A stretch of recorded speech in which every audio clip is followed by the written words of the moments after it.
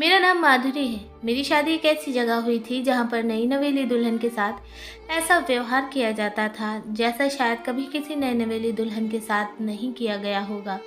जिस घर में शादी होती है और नई नवेली दुल्हन आती है, उस घर में दुल्हन का स्वागत फूलों के साथ और इज्जत के साथ किया जाता है। लेकिन मेरे ससुराल में मेरा स्वागत तो बड़े ही अजीब तरीके से किया गया था। शादी की पहली रात जब मैं दुल्हन बनी हुई अपने कमरे में बैठी हुई थी, मेरे पति के आने से पहले ही मेरे ससुर मेरे कमरे में आ गए। जब दरवाजे पर दस्तक हुई तो मुझे लगा कि शायद मेरा पति आया होगा। मैं जल्दी से सहम कर बैठ गई थी। थोड़ी देर के बाद जब मैंने सिर उठाकर देखा तो कमरे के अंदर मेरे ससुर थे। अपने ससुर को देखकर तो मैं पूरी तरह से डर गई थी। मैं अपने ससुर को देखकर कहने लगी, क्या हुआ पापा जी, आपको कोई काम है क्या? उन्होंने कहा, हाँ बहू, मुझे तुमसे एक बड़ा ही ज़रूरी काम है, तो मेरे साथ चलो। मुझे लगा कि शायद मेरे ससुर को मुझसे ही कोई ज़रूरी काम होगा, इसलिए वो मुझे अपने साथ लेकर जा रहे हैं। उन्होंने मुझे अपने साथ जाने के लिए कहा, तो मैं भी उनके पीछे पीछे चलने लगी। लेकिन मैं हैरान रह गई थी जब वो मुझे एक भैंस के तबेले में लेकर चले गए। उन्होंने मुझसे कहा, बहू, अब तुम ही इस घर की मालकिन हो और तुम्हें यहाँ की सारी जिम्मेदारी को समझना होगा और अपनी जिम्मेदारी को तुम्हें आज से ही शुरू करना होगा। मैं तो बड़ी हैरान थी अपने ससुर की बात को सुनकर और बड़े गौर से फटी फटी आंखों से चारों तरफ खड़ी हुई भैंसों को देख रही थी। मेरे ससुर कहने लगे, बहू, ये जगह साफ करके तुम अपने कमरे में चले जाना। ये सब कुछ देखकर तो मुझे रोना आ गया था कि ये बात सही है कि मैं इस घर की मालकिन हूँ, इस घर की एक लौती औरत हूँ और सारी जिम्मेदारियाँ मुझे ही संभालनी है। लेकिन क्या आज की रात भी मेरे लिए जिम्मेदारी संभालना ज़रूरी था? मैंने सोच लिया था कि मैं अपने ससुर की शिकायत अपने पति से करके ही रहूंगी। मैंने लहंगा पहना हुआ था और कुछ जेवर भी थे। भारी भरकम कपड़ों में मुझे गोबर उठाने का काम दिया गया था। इस पूरे तबेले की सफाई मुझे करनी थी। नई नवेली दुल्हन गोबर उठाने के लिए बैठ गई थी और जब वापस कमरे में अपने पति के पास गई तो मेरे पति ने मुझे कमरे से निकाल दिया। वो कहने लगे कि तुमसे तो बड़ी बदबू आ रही है। अब हर रोज़ ऐसा ही होता रहा। मेरा पति जब भी मेरे करीब आता तो मेरे ससुर मुझे किसी न किसी बहाने से बुला लिया करते थे और जब मैं वापस अपने कमरे में अपने पति के पास आती तो मेरा पति मेरा करीब बैठते ही कहने लगता कि तुम्हारे अंदर से बहुत बदबू आती है। मेरे पति का बिहेवियर तो दिन ब दिन मेरे साथ चिड़चिड़ा रहने लगा था। मेरे एक जेठ और जेठानी भी थे जो कि शहर में रहते थे। उन्हें जब हमारी शादी के बारे में पता चला तो वो हमारे घर पर आए। हालांकि वो हमारी शादी में शामिल नहीं हो सकी थी। मेरी जेठानी ने एक रात मुझसे कहा कि मुझे अपने कपड़े दे दो। मैंने उन्हें अपने कपड़े दिए और उन्होंने मुझसे कहा कि अब तुम आराम से अपने पति के पास जाओ। आज इस तरह करने से सारी सच्चाई खुलकर सामने आ जाएगी। और मैं खामोशी से अपने कमरे में आ गई थी। कुछ ही देर मेरे अपने पति के साथ गुजरे थे। फिर उसके बाद कुछ ऐसा हुआ जिसने मेरे पैरों तले से ज़मीन निकाल दी थी, क्योंकि वहाँ तो मैं काफ़ी पढ़ी लिखी और शहर में रहने वाली लड़की थी, जबकि मेरी शादी गांव के एक मामूली से लड़के के साथ हुई थी। मेरा पति भी शहर में ही एक मामूली सी नौकरी करता था। मेरी मम्मी ने मुझे बड़े ही लाड प्यार से पाला था, क्योंकि मैं उनकी इकलौती बेटी थी। मेरे पापा तो काफ़ी सालों पहले ही गुजर चुके थे। मेरी मम्मी जॉब किया करती थी और हम लोग अपने चाचा चाची के घर में ही रहते थे, क्योंकि पापा के मरने से पहले से ही हम लोग जॉइंट फैमिली में रह रहे थे। अब हमारे घर में हमारे साथ चाचा चाची थे। ज़िंदगी बहुत अच्छी गुजर रही थी। मेरी मम्मी ने अपनी कमाई से ही मेरी परवरिश की थी और कभी मुझे किसी चीज़ के लिए कोई कमी नहीं होने दी थी। मेरे कहने से पहले ही वो मेरी हर डिमांड को पूरी कर दिया करती थी। मेरे कॉलेज की छुट्टियां चल रही थी। अभी मैं और ज़्यादा पढ़ना चाहती थी, क्योंकि मेरा भी सपना था कि मैं जॉब करूं। मेरी बुआ के घर में शादी थी और हम लोग उस शादी को अटेंड करने के लिए बुआ के गाँव में चले गए थे। मेरी बुआ गाँव में रहती थी। बुआ का घर हमारे घर से काफ़ी दूर था, इसलिए हम लोग 45 दिन के लिए ही बुआ के घर पर आ गए थे। लेकिन मुझे ये नहीं पता था कि चंद दिन मेरी ज़िंदगी को पूरी तरह से बदल कर रख देंगे। हम लोगों ने बुआ के घर शादी में जाकर खूब एंजॉय किया था, क्योंकि मैं पहली बार गांव आई थी। हम लोग उनके यहाँ फंक्शन में एक साथ बैठकर खाना खा रहे थे कि एक आदमी और एक लड़का हमारे पास आकर खड़े हो गए। उन्होंने हम सब लोगों को इंट्रोडक्शन किया। उन्होंने मेरी मम्मी से कहा कि आपकी बेटी बड़ी ही प्यारी और संस्कारी है, मुझे आपकी बेटी बहुत पसंद आई है। ये है मेरा बेटा, शहर में एक बड़ी सी कंपनी में नौकरी करता है। मुझे तो समझ नहीं आ रहा था कि वो अपना इतना लंबा चौड़ा इंट्रोडक्शन क्यों दे रहे हैं, लेकिन फिर जो उन्होंने बात कही उसे सुनकर तो मेरे होश ही उड़ गए थे। उन्होंने मेरी फैमिली से कहा कि मुझे आपकी बेटी का रिश्ता चाहिए अपने बेटे समर के लिए। समर मेरा छोटा बेटा है, जबकि बड़ा बेटा और बहू शहर में ही रहते हैं, और मुझे इसके लिए इसी तरह की संस्कारी और सुशील लड़की की तलाश थी। उनकी इतनी सी बात सुनकर मेरी मम्मी ने मेरे चाचा चाची की तरफ देखा भी नहीं, उनसे मेरे रिश्ते की बात पक्की कर ली। मेरी मम्मी ने कहा कि मुझे ये रिश्ता मंजूर है। यह सब सुनकर तो मैं हैरान रह गई थी।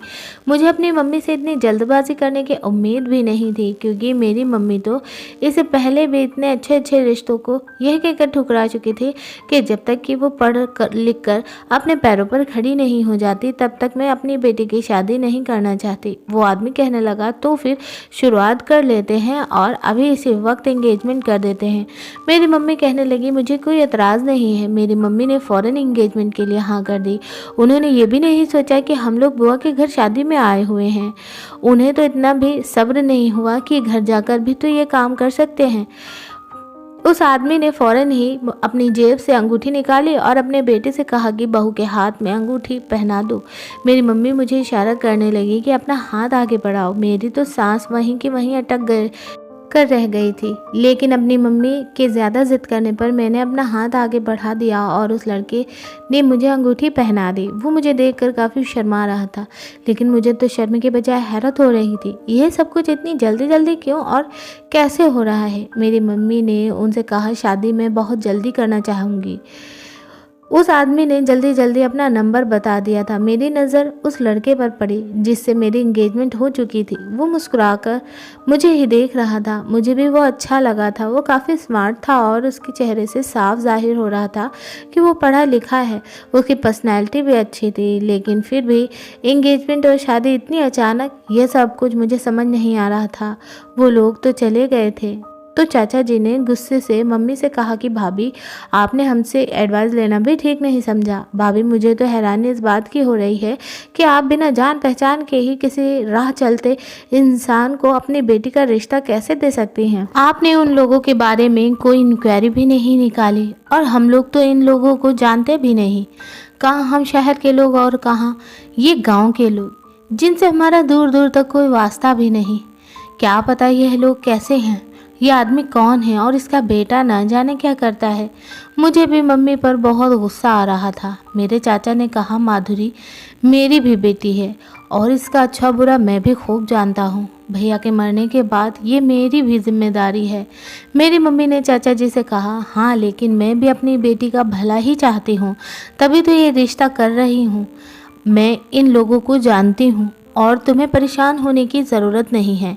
मेरी बेटी यहाँ खुश रहेगी। इस बात पर काफ़ी देर तक चाचा जी और मम्मी में बात होती रही थी। हम शादी पूरी होने के बाद अपने घर वापस आ गए थे। घर में सबका ही बिहेवियर ख़राब हो रहा था। सबसे ज़्यादा गुस्सा तो मुझे आ रहा था कि मम्मी ने मेरे साथ ये क्या कर दिया। एक तो बिना इजाज़त के मेरा रिश्ता पक्का कर दिया। अगले ही दिन मम्मी मेरे पास आकर कहने लगी, माधुरी तुम्हारे ससुर का फ़ोन आया था, वो आज हमारे घर पर तुम्हारी शादी की डेट फिक्स करने के लिए आना चाहते हैं, तुम अच्छी तरह से तैयार हो जाना। तब मैं मम्मी से कहने लगी, मैं तो अभी आगे और पढ़ना चाहती हूँ, यह बात आप अच्छी तरह से जानती थी, फिर आप मेरी शादी इतनी जल्दी क्यों करना चाहती हो। मम्मी मुझे गले से लगाया और कहने लगी, मेरी बेटी, अगर तुमने शादी से इनकार कर दिया तो मैं कहीं मुंह दिखाने के लायक नहीं रहूँगी। फिर मम्मी ने मेरे सामने अपने हाथ जोड़ दिया और कहने लगी, ये मेरे जुड़े हुए हाथ देख लो, बस इसके आगे मैं मम्मी से कुछ भी नहीं कह सकी।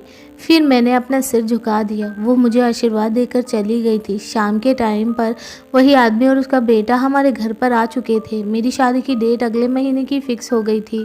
मेरे चाचा जी ने मेरे ससुर से कहा भी था कि भाई साहब, आपको इतनी भी क्या जल्दी है, हम बेटी वाले हैं। बेटी वालों को तो काफ़ी सारी तैयारियां करनी पड़ती हैं। लेकिन वो आदमी चाचा जी से बात करने के मूड में ही नहीं था।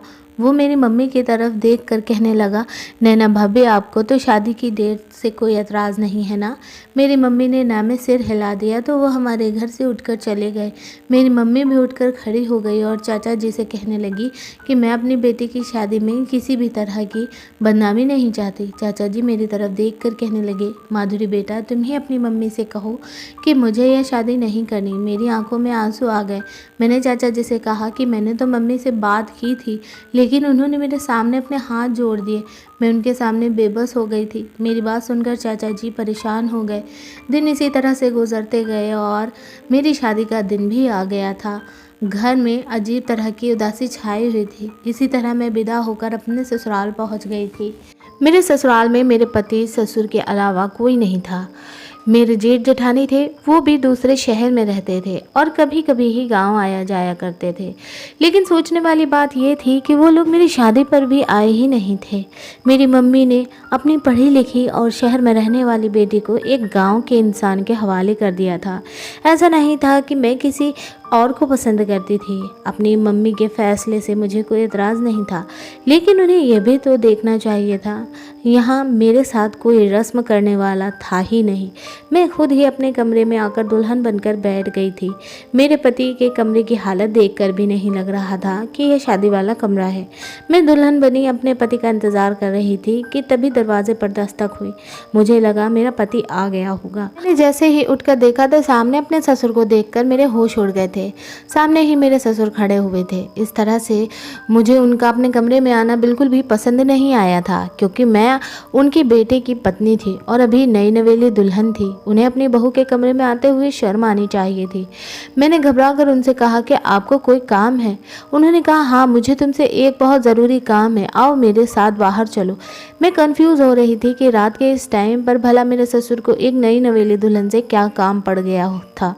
फिर वो मुझे अपने घर के पीछे ले गए। वहाँ चारों तरफ भैंसों को देखकर मैं हैरान रह गई थी। मेरे ससुर ने कहा कि बहू अब तुम ही इस घर की मालकिन हो और तुम्हें इस घर की सारी जिम्मेदारियों को अच्छी तरह से समझना होगा। मेरे ससुर ने कहा कि तुम ये भैंसों के तबेले की अच्छी तरह से सफाई कर दो और यहाँ का जितना भी गोबर है उसे उठाकर कोने में इकट्ठा कर दो। मुझे ये सब कुछ बहुत ही बुरा लग रहा था, क्योंकि यहाँ बहुत बदबू आ रही थी और मैं इस गंदगी को नहीं छू सकती थी। मैं तो उछल पड़ी थी। मैंने अपने ससुर से कहा कि जी मैं ये काम नहीं कर सकती, मुझे भैंसों से बहुत डर लगता है और यहाँ बहुत गंदगी लग रही है। मेरे ससुर कहने लगे, तुम बताओ, तुम्हारे ससुराल में कोई भी औरत इस काम को करने के लिए नहीं है। अब जब तुम आ गई हो तो ये काम तुम्हें करना होगा और तुम्हें इन सब की आदत डालनी होगी। मैंने अपने ससुर से कहा कि वो बात तो ठीक है, मैं धीरे धीरे सब कुछ सीख जाऊंगी, लेकिन आज और अभी से ही। वो कहने लगे, हाँ क्यों, क्या हुआ, अभी से ही आदत हो जाएगी तो अच्छा होगा। मेरे ससुर ने जब इस तरह की बातें की तो मैं इस काम को करने पर मजबूर हो गई थी और मैंने सोच लिया था कि मैं अपने ससुर की शिकायत अपने पति से ज़रूर करूंगी कि शादी की पहली रात थी, यह दुल्हन के साथ ये सब कुछ हो रहा था, लेकिन वो मुझे छोड़कर चले गए थे। उनके जाने के बाद मैं रोने लगी थी। मुझे बहुत ही घबराहट महसूस हो रही थी। मैंने बड़ी मुश्किल से अपने दिल पर पत्थर रखकर इस काम को कर दिया था। मैं इतना भारी लहंगा पहने हुई थी और जेवर भी थे और इसी माहौल में मैंने वहाँ की सारी गंदगी को साफ किया था। मेरे सारे कपड़े भी खराब हो गए थे। मेरा हुलिया अभी बेकार हो चुका था। इसी हालत में काम से निपटने के बाद मैं अपने कमरे में चली गई थी। मेरा पति उठकर बैठ गया और कहने लगा कि तुम्हारे अंदर से तो बहुत तेज बदबू आ रही है। मैंने कहा, हाँ गोबर की बदबू आ रही है। और मेरे पति ने कहा कि ये तुमने अपनी क्या हालत बनाई हुई है। उन्होंने मुझे अजीब सी नज़र से देखा और कहने लगे, मुझे बदबू की आदत नहीं है, तुम किस तरह की गंदी हो। अपनी शादी की पहली रात कोई दुल्हन ऐसे हाल बनाकर अपने पति के सामने आती है जिस तरह से तुम मेरे सामने आ गई हो। अपने पति की डांट सुनकर मैं कमरे से बाहर निकलकर आंगन में बैठ गई थी और अपनी किस्मत पर खूब रोने लगी थी। शादी की पहली रात थी मेरी यहाँ पर जो बेइज्जती हुई थी और दिल ही दिल में मैं अपनी मम्मी से शिकायत भी कर रही थी कि उन्होंने मेरे साथ अच्छा नहीं किया। इसी तरह रोते रोते ज़मीन पर लगकर मैं सो गई थी। लगभग आधी रात का टाइम होगा जब अचानक मेरी आँख खुली तो मैंने देखा कि मेरे ससुर मेरे सामने खड़े हुए थे। मैं घबराकर उठकर बैठ गई। उन्होंने मुझे देखा, कहा, बहू तुम यहाँ कमरे के बाहर क्या कर रही हो। मैंने कहा, समर कह रहे हैं कि तुम्हारे अंदर से बहुत बदबू आ रही है, इसीलिए कमरे से बाहर निकल जाओ। मेरे ससुर का चेहरा अफसोस में बदल गया था। उन्होंने कहा कि मुझे अपने बेटे से इस चीज़ की उम्मीद बिल्कुल भी नहीं थी। उसे तो इन सब की बहुत ज़्यादा आदत है। गोबर की खुशबू के बिना तो वो सोता भी नहीं है। फिर उसने तुम्हारे साथ ये सब कुछ क्यों किया? तुम जानती हो कि ये पहले से ही शादी के खिलाफ था। वो कह रहा था कि मुझे शहर की लड़की से शादी नहीं करनी, इसलिए मैंने शादी की पहली रात तुमसे तबेले की सफाई करवाई, ताकि तुम अगर उसके बदले का काम कर दोगी तो उसका दिल तुम्हारे लिए नरम हो जाएगा। तुम बेफिक्र रहो, उसे समझाऊंगा मैं। मेरा तुमसे वादा है कि मैं तुम्हारे पति को समझा दूंगा, फिर वो तुम्हारे साथ अच्छा बिहेव करेगा। लेकिन इन सब के लिए तुम्हें मेरा कहना मानना होगा।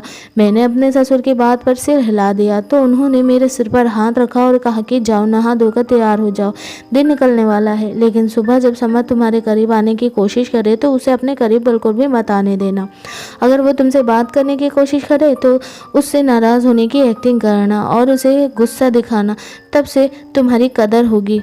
मैंने अपने ससुर के कहने के मुताबिक ऐसा ही किया था। मैं नहा धोकर तैयार हो गई थी। सुबह अपने पति और ससुर के लिए नाश्ता बनाया। जब मेरे पति उठ गए तो टेबल पर उनके लिए नाश्ता रख दिया और खुद अपने पति को इग्नोर करने लगी थी। मेरा पति मुझे देखकर मुस्कुराने लगा। वो मेरे पास आने लगा तो फिर मैं उसके करीब से हट गई और कमरे से बाहर निकल गई। थोड़ी ही देर गुजरी थी कि मेरा पति मेरे पीछे पीछे ही आ गया।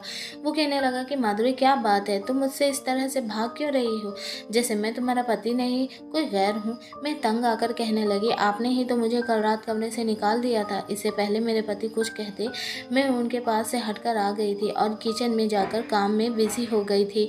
मेरे पति भी घर से बाहर निकल गए थे। उसके बाद मैंने अपने ससुर को सब कुछ बता दिया।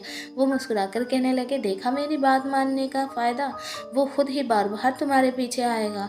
अगर तुम इस तरह ही मेरी बात मानती रहोगी तो तुम्हारे पति के दिल में हमेशा तुम्हारी इज्जत रहेगी। मैंने कहा, मैंने आज तक आप जैसा ससुर को नहीं देखा।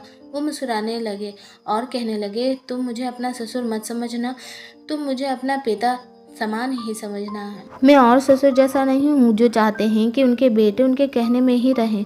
मैं तो चाहता हूँ कि मेरा बेटा अपनी पत्नी के साथ इतना खुश रहे कि सारे गांव में मिसाल कायम हो जाए कि लोग मेरी तारीफ करें, इस आदमी ने अपने बेटे को कितनी अच्छी परवरिश की है, कि समर ने अपनी पत्नी को अपने घर में बहुत सुख चैन से रखा हुआ है। मैं अपने ससुर की बातें सुनकर शौक रह गई थी। जैसे ही रात हुई फिर से मेरे ससुर ने मुझसे तबेले की सफाई करने के लिए कहा। अब मैं उनको इनकार भी नहीं कर सकती थी क्योंकि वो मुझे से इतना ज़्यादा प्यार कर रहे थे। ऐसे में उनकी बात नहीं मानकर मैं उनके खिलाफ नहीं जाना चाहती थी। मैं अभी भी दूसरे दिन की नई नवेली दुल्हन थी और अपने भारी भरकम कपड़ों में तबेले की सफाई करने के लिए निकल गई थी। मेरी आंखों में फिर से आंसू आ गए थे क्योंकि यह काम मैंने कभी नहीं किया था और फिलहाल मजबूरी की वजह से मैं काम करके अपने ससुर के कमरे में चली गई थी। तो वो कहने लगे, बहू, अब तक तुम्हारे पति को खूब सबक मिल गया होगा। तुम ऐसा करो, अब अपने कमरे में चले जाओ, लेकिन अगर उसने कोई ऊंच नीच की तो मेरे कमरे के दरवाजे खुले हुए हैं तो मुझे आकर बता देना। मैं जल्दी से भागकर अपने कमरे में चली गई थी। समर कमरे में पहले से ही मौजूद थे। मेरा दिल चाहता था कि मैं अपने पति से खूब सारी बातें करूं, वो मेरी खूबसूरती की तारीफ करें, मेरी डिमांड पूरी करें, मेरी बात को तसल्ली से सुना करें। मैं अभी यही सब कुछ सोच रही थी कि अचानक से दरवाज़ा खोलकर अंदर गई। मेरा पति मुझे देखकर मुस्कुराने लगा और कहने लगा, माधुरी, तुम्हें अपने पति का ख्याल आखिर आ ही गया कि अब अपने कमरे में चले जाना चाहिए। वो अभी मेरे करीब आकर बैठे ही थे कि एक झटके से ही उठकर खड़े हो गए और कहने लगे, माधुरी, आज फिर तुम्हारे अंदर से बदबू आ रही है। तुम्हें पता नहीं है क्या कि पति के सामने अच्छे से कपड़े पहनकर जाना चाहिए।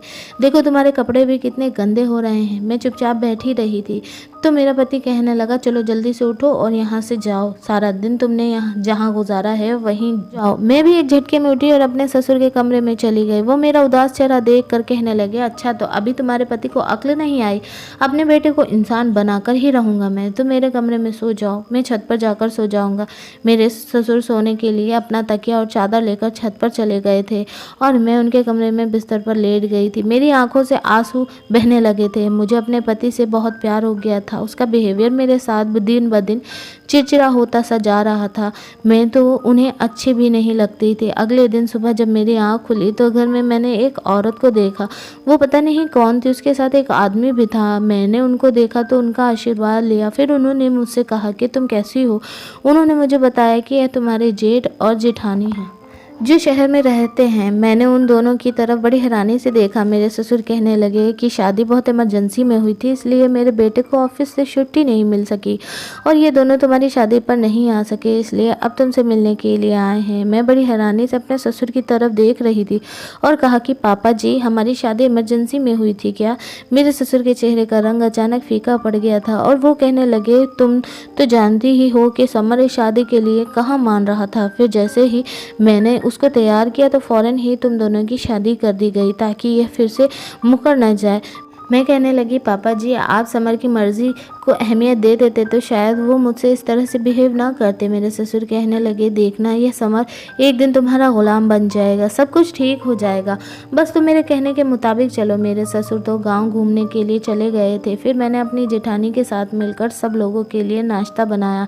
मेरा पति जब मुझसे बात करने की कोशिश करता तो मेरे ससुर मुझसे कह देते कि अपने पति से प्यार से बात मत करना, और अगर मैं अपने पति को इग्नोर करती तो वो मुझसे और ज़्यादा नाराज़ हो जाते थे। मेरे तो कुछ समझ में ही नहीं आ रहा था कि मैं क्या करूं। मैंने आज भी अपने पति को इग्नोर किया था। पहले तो वो मुझे बुलाते रहे, लेकिन जब मैंने उनकी बात नहीं सुनी तो वो गुस्से में आ गए थे और मुझसे कहने लगे कि अगर तुम ये शादी नहीं करना चाहती तो तुम मुझसे इनकार कर देती। लेकिन एक बात याद रखो, यह सब ज़्यादा दिन तक मैं बर्दाश्त नहीं करूँगा। मैं तुम्हें डिवोर्स देकर घर से बाहर निकाल दूँगा। अपने पति की बात सुनकर मैं फूट फूट कर रोने लगी थी। तभी मेरे ससुर ने मेरे पति को आवाज़ लगा ली और वह अपने पिता की बात सुनने के लिए चले गए थे। मैं भी थोड़ी देर के बाद बाहर चली गई थी। मेरे ससुर ने कहा कि बहू, तुम जाकर तबेला साफ करके आओ। मेरी जेठानी बहुत अच्छी थी। जब उन्होंने मेरे ससुर को यह बात कहते हुए सुना कि मुझे तबेला साफ करना है तो वो हैरान रह गई थी। वो कहने लगी, माधुरी, ये सब कुछ तुम क्या कर रही हो? क्या तुम तबेले की सफाई करती हो? मैंने कहा, जी भाभी, मैं हर शाम को ही तबेले की सफाई करती हूँ। उन्होंने मेरी बात सुनकर बड़ी अजीब सी नज़रों से मुझे देखा था, लेकिन उन्होंने कुछ भी नहीं कहा था। उसके बाद मैं अपने कमरे में चली गई। समर जब कमरे में आए तो उन्होंने अपने मुंह पर हाथ रख लिया और कहने लगे, तुम कभी नहीं सुधरोगी। मुझे नहीं पता था कि तुम ऐसी हो, वरना मैं तुमसे कभी भी शादी नहीं करता।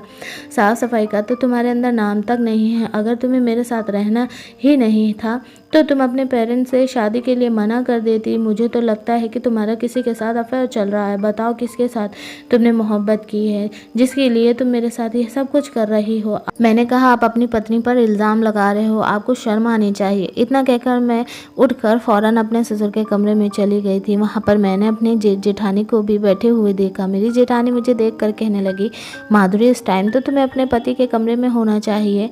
मैंने अपनी जेठानी की तरफ देख कर कहा कि आपके देवर ने मुझे कमरे से निकाल दिया। वो खामोश हो गई और फिर मैं गुस्सा होकर छत पर चली गई थी। मेरे पीछे पीछे जेठानी भी छत पर आ गई तो फिर उन्होंने मुझसे इन सब चीज़ों की वजह पूछी और बहुत ही तसल्ली से मुझसे बात की थी। उन्होंने मुझसे कहा, बताओ, तुम्हारा क्या समर के साथ कोई झगड़ा हुआ है?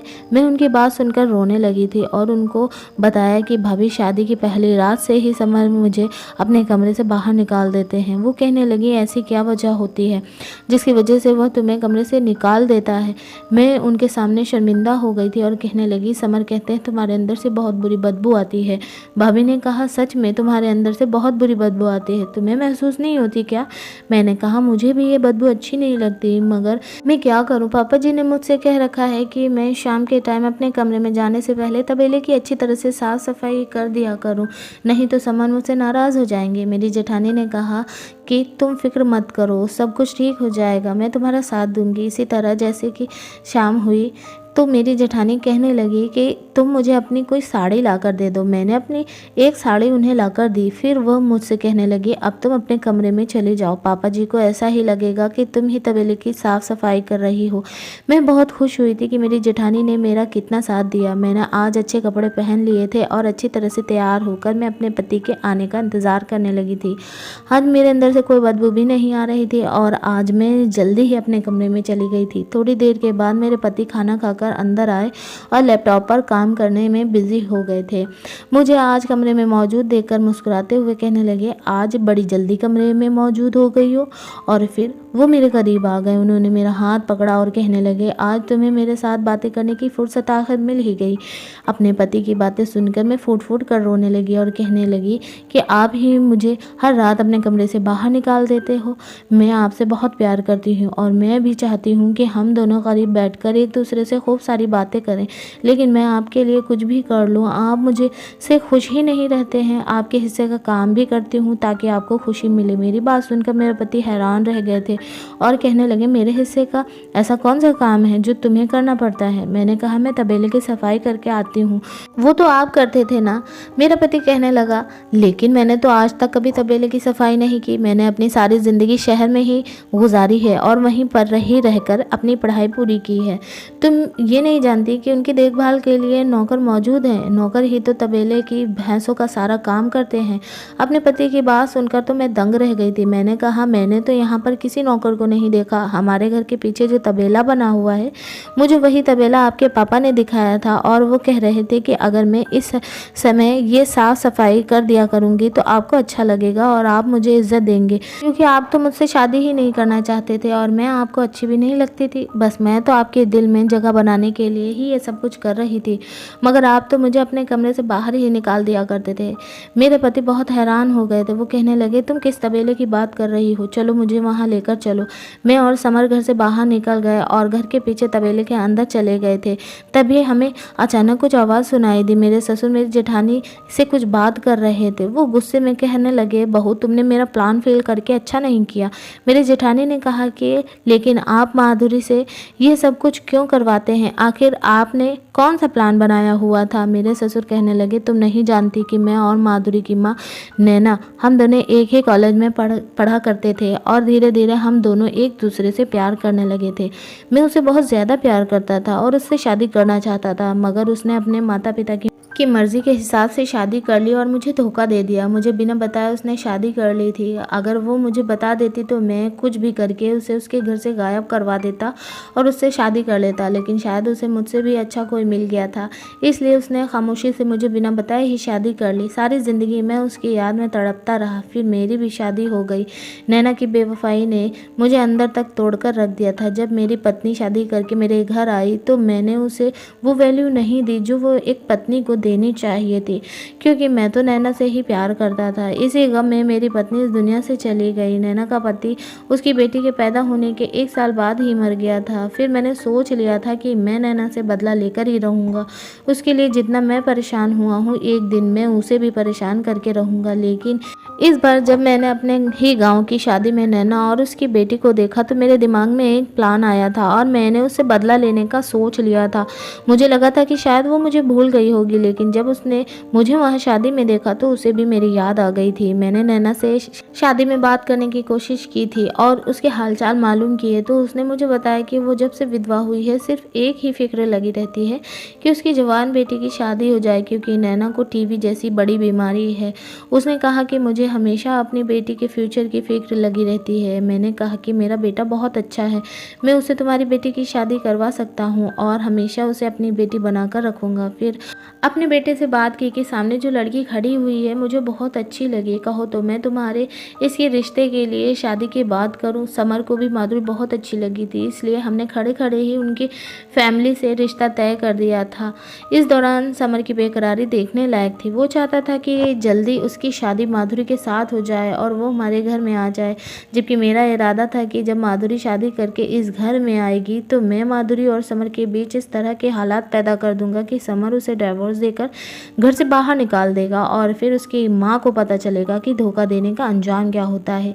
जब उसकी इकलौती बेटी रोती हुई तलाक लेकर अपने घर पर जाएगी तब उसे तकलीफ का एहसास होगा जो सालों पहले मुझ पर गुजरी थी। मैं चाहता हूँ कि नैना जो ज़िंदगी के आखिरी पल अपनी बीमारी के साथ गुजार रही है वो भी उसे बुरे लगने लगे, क्योंकि मैं उसके हंसते हुए पलों को गम में बदलना चाहता हूँ। वो और ज़्यादा बीमार हो जाए जैसे मैं उसकी याद में तड़पता रहा था और तड़प तड़प कर इतना बीमार हो गया दिया था कि मरने से बचा था और बीमार होकर बिस्तर से लग गया था। मगर समर तो माधुरी का दीवाना था, इसलिए मैंने माधुरी को समर की नज़रों में बुरा बनाने के लिए यह सब कुछ किया, क्योंकि मैं जानता हूँ कि समर को गंदी स्मेल से बहुत एलर्जी है और वो गंदी बदबू वाली जगह और गंदी चीज़ की कभी भी स्मेल को बर्दाश्त नहीं कर सकता। तभी तो मैं माधुरी को तबेला साफ करने का काम दिया करता था और माधुरी के आते ही सारे नौकरों को नौकरी से निकाल दिया था। और तो और समर के दिमाग में यह बात डाल दी थी कि माधुरी किसी को पसंद करती थी, इसलिए तुमसे दूर रहती है। मेरा पति और मैं यह सब कुछ खड़े खड़े सुन रहे थे। मेरा पति अपने पापा के सामने जाकर खड़े हो गए और कहने लगे, पापा जी आपने यह सब कुछ अच्छा नहीं किया। मेरे ससुर की हालत तो अपने बेटे को देखकर बुरी हो गई थी। मेरे पति ने अपने पिता से कहा कि मैं अभी और इसी वक्त इस घर को छोड़कर जा रहा हूँ, लेकिन मेरे ससुर फौरन ही अपने बेटे के पैरों पर गिर गए। मेरे पति ने कहा कि आपने नैना आंटी का बदला मेरी पत्नी से लेने की कोशिश की और मुझे अपनी पत्नी से दूर करने की कोशिश की। मैं अब आपके साथ नहीं रह सकता। आपने इतने सारे झूठ बोले हैं, आप आगे चलकर भी झूठ बोल सकते हो। आखिर आप खुद ही बताओ, इसमें माधुरी की क्या गलती है। मेरी जेठानी ने भी पापा जी को बहुत समझाया। मेरे ससुर ने अपनी गलती को एक्सेप्ट कर लिया था, मुझसे भी माफ़ी मांग ली थी, क्योंकि वो अपने बेटे से दूर नहीं रह सकते थे। वो सबसे ज़्यादा प्यार अपने छोटे बेटे से किया करते थे। मेरे ससुर को अपनी गलती का एहसास हो गया था और उन्होंने मुझसे भी माफ़ी मांग ली थी। मेरे जेठ और जेठानी ने हम लोगों के बीच बड़ी दरार को ख़त्म कर दिया था और हम लोगों को समझौता करवा दिया था। इसी तरह से हम लोग एक साथ मिलकर खुशी खुशी एक ही घर में रह रहे थे। मेरे पति ने भी हाथ जोड़कर मुझसे माफ़ी मांगी थी। मैंने अपने पति को माफ़ कर दिया था और शायद इन सब की वजह से मेरे पति मुझसे और भी ज़्यादा प्यार करने लगे थे। मेरे ससुर बिल्कुल ठीक हो गए थे और अपनी पुरानी वाली गलती पर बहुत शर्मिंदा होते थे। मेरे पति के साथ मेरी ज़िंदगी बहुत अच्छी गुजर रही है। दोस्तों, उम्मीद करती हूँ आपको हमारी कहानी पसंद आई होगी। कहानी पसंद आई है तो वीडियो को लाइक करें, चैनल पर नए हैं तो चैनल को सब्सक्राइब करें और वीडियो को पूरा देखने के लिए आपका तहे दिल से धन्यवाद। हम आपको मिलेंगे एक और ऐसी ही बेहतरीन वीडियो में। तब तक के लिए धन्यवाद। आपका दिन शुभ हो।